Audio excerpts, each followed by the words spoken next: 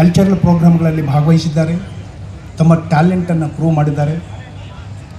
ಅವರ talent prove ಮಾಡೋ ಮುಖಾಂತರ ಈ ಒಂದು ಸಂಸ್ಥೆಗೆ ಹೆಮ್ಮೆಯನ್ನು ತಂದಿದ್ದಾರೆ.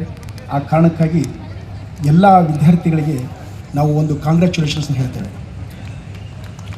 ಬಹಳ ಮುಖ್ಯವಾಗಿ ಇಲ್ಲಿ ಈ ಸಭೆಯಲ್ಲಿ ನಾವು ಅವರಿಗೆ ಪ್ರೈಸನ್ನು ಡಿಸ್ಟ್ರಿಬ್ಯೂಟ್ ಮಾಡ್ತಕ್ಕಂಥ ಒಂದು ಸಂದರ್ಭದಲ್ಲಿ ಅಲ್ಲಿ ಎಲ್ಲ ವಿದ್ಯಾರ್ಥಿಗಳ ಒಂದು ಹಾವಭಾವಗಳನ್ನು ಗಮನಿಸಿದರೆ ನಮಗೆ ತುಂಬ ಅವರಲ್ಲಿರ್ತಕ್ಕಂಥ ಒಂದು ಏನಂದರೆ ಎಂತೂಜಿಯಾಸ್ಟಿಕ್ಕನ್ನು ಗಮನಿಸಿದರೆ ಬಹಳಶಃ ನಮಗೆ ತುಂಬ ಸಂತೋಷ ಆಗ್ತಾಯಿದೆ.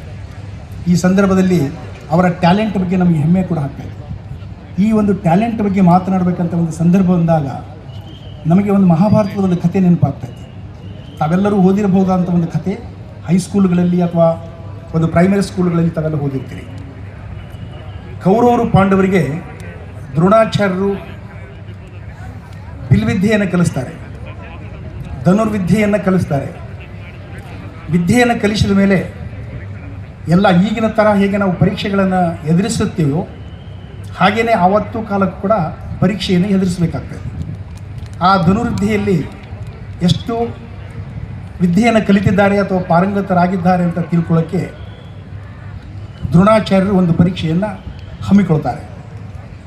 ಆ ಒಂದು ಪರೀಕ್ಷೆ ಅತ್ಯಂತ ಒಂದು ಕಷ್ಟಕರವಾಗಿರ್ತದೆ ಮತ್ತು ಸೂಕ್ಷ್ಮತೆಯನ್ನು ಅದು ಅಪೇಕ್ಷಿಸುತ್ತದೆ. ಆ ಒಂದು ಪರೀಕ್ಷೆಯಲ್ಲಿ ಕೌರವರು ಮತ್ತು ಪಾಂಡವರು ಎಲ್ಲರೂ ತಮ್ಮ ತಮ್ಮ ಶಕ್ತಿ ತಮ್ಮ ತಮ್ಮ ಪ್ರತಿಭೆಯನ್ನು ಪ್ರೂವ್ ಮಾಡತಕ್ಕಂಥ ಒಂದು Professionalism blends with passion. I congratulate everyone involved in making this event a grand success.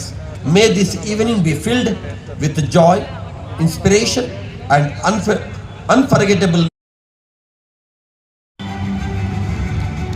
And Navodaya Medical College secured